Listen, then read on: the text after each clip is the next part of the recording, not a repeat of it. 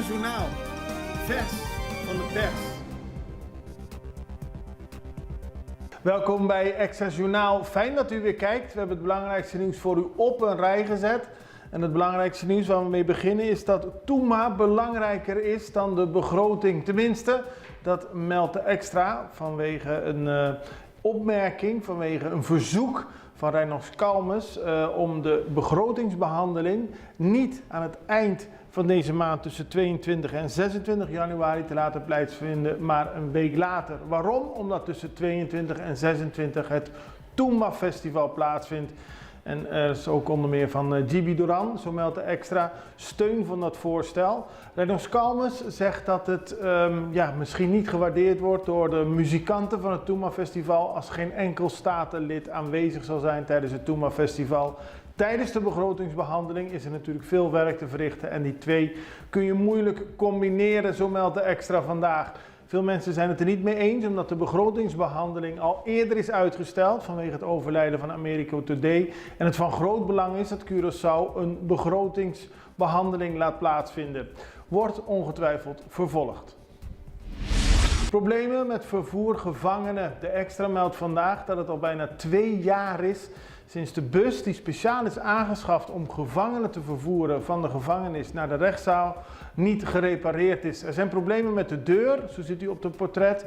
En het duurt al 2 jaar voordat het gemaakt wordt. Daar is veel kritiek op van de LBD, de organisatie die verantwoordelijk is voor het vervoer. Omdat er nu een bus moet worden gehuurd, of elke keer moet worden gehaald uit Barber om helemaal naar SDKK te gaan. Dat zorgt voor opstopping. Maar ondanks de vele opmerkingen en de kritiek erover van de LBD is er nog steeds geen oplossing gevonden. Gratis telefoonnummer HAP, dat gaat over de huisartsenpost.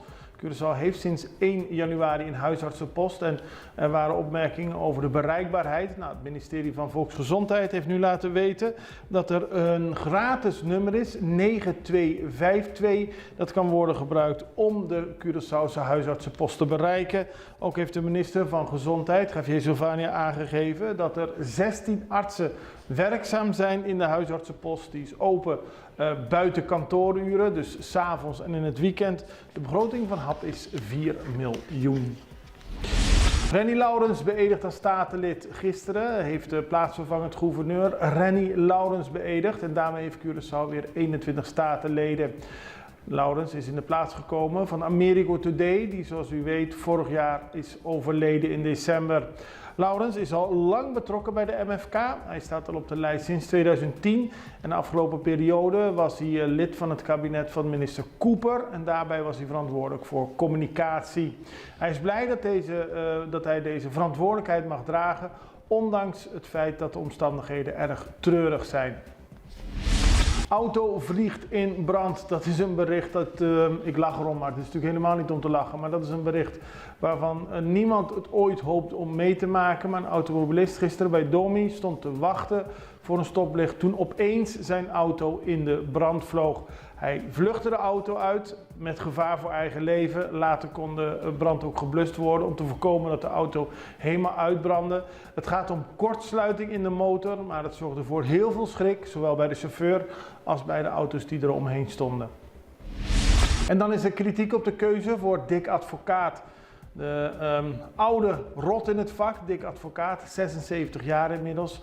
Er zijn gesprekken tussen de Curaçaose Voetbalbond, FFK en Dick Advocaat om bondscoach te worden voor Curaçao. Het gaat allemaal in het kader van de kwalificatiewedstrijden in maart. Maar Advocaat zou behalve zelf natuurlijk ook komen met Kees Jansma als woordvoerder, 76. Cor Pot, zijn jarenlang assistent van 62. Dr. Casper van Eyck van 66 en de relatief jonge Khalid Sinou van 48.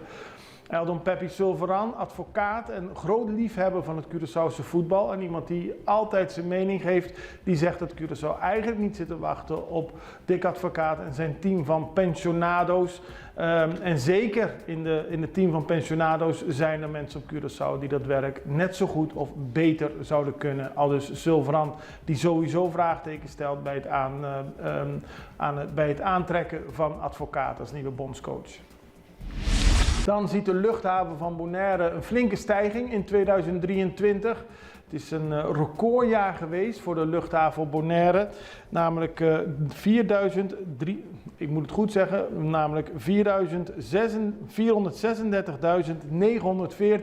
zeg maar bijna 437.000 passagiers zijn aangekomen en vertrokken in 2023. Dat is 3,1% meer dan in 2022 en zelfs ruim 10% meer dan in 2019. Het gaat vooral met een stijging vanwege meer vluchtverbindingen met Curaçao en Aruba en ook met de Dominicaanse Republiek. Het aantal passagiers van en naar Nederland is gedaald met 8%. En dat is opvallend, maar eigenlijk is dat ook weer uit te leggen omdat net na de coronaperiode het aantal Nederlandse toeristen opeens piekhoog stijgde. Dit was het belangrijkste nieuws. We gaan naar de reclame en zijn terug met meer nieuws daarna. Bom menina Heavy Max Concrete. De nos flete, nos tem pump truck, incluyendo botón mixer, mejor conocido como PUMI. É único na Curaçao.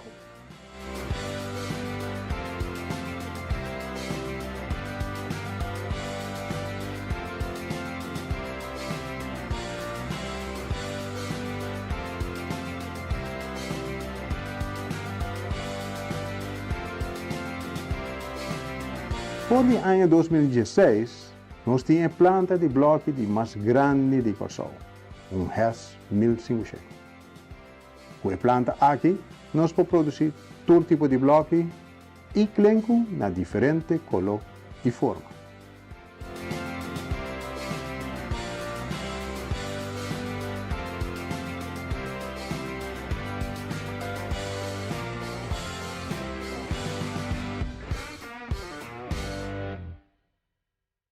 Dan gaan we terug naar Bonaire, want daar zal binnenkort achter gesloten deuren een overleg plaatsvinden over voorgestelde wijzigingen in de twee belangrijkste wetten voor de BES-eilanden. Dat zijn de Wet Openbare Lichamen BES, WOLBES, en de Wet Financiën Openbare Lichamen BES, de FinBES. Onder leiding van staatssecretaris Alexandra van Huffelen wordt al enige tijd gewerkt aan het aanbrengen van wijzigingen in die twee wetten. Gedeputeerde Clark Abraham zei daar onlangs over dat er gesprekken zijn geweest met vertegenwoordigers van het ministerie van Binnenlandse Zaken en Koninkrijksrelaties en dat er van groot belang is dat er over dit onderwerp wordt gesproken, maar vooral om het gezamenlijk aan te pakken. Het gaat er, als het eenmaal om de inhoud gaat van de wetten, namelijk niet om wie het bestuurscollege vormt. We hebben er allemaal mee te maken, aldus Abraham. Hij zegt dat als het gaat om de voorgestelde veranderingen er ook wordt opgetrokken met de collega's van Sint Eustatius en Saba. Tegelijkertijd ging Abraham in op de zaak die hij heeft verloren tegen Fondation Maria Dal. Een bedrijf van Abraham moet geld terugbetalen vanwege late levering van spullen. Abraham heeft begrepen dat er in de Bonaireaanse samenleving mensen zijn dat hij hierdoor niet als gedeputeerde aan zou kunnen blijven, maar dat is volgens Abraham niet juist. Er is ook een brief gestuurd van voormalig eilandsgriffier Willem Cecilia, die aangeeft dat als je de precieze wetten en regels van Bonaire bekijkt, Abraham niet hoeft af te treden naar de uitspraak van de rechter, omdat het een zaak is die los van zijn politieke functioneren staat. Abraham zelf betreurt de ophef en hoopt dat het snel overwaait, zodat hij door kan blijven gaan met zijn politieke werk. Dan gaan we naar Europa, want het is heel erg koud. Er zijn koude records die worden gebroken en dan gaat het vooral over het noorden en noordoosten van Europa. Er wordt soms graden gemeten van min 44 graden en dat komt onder invloed van een relatief zuidelijke straalstroom en hoge drukgebieden rondom de Poolcirkel. Maximum temperaturen van min 25 en nachten tussen de min 35 en min 40.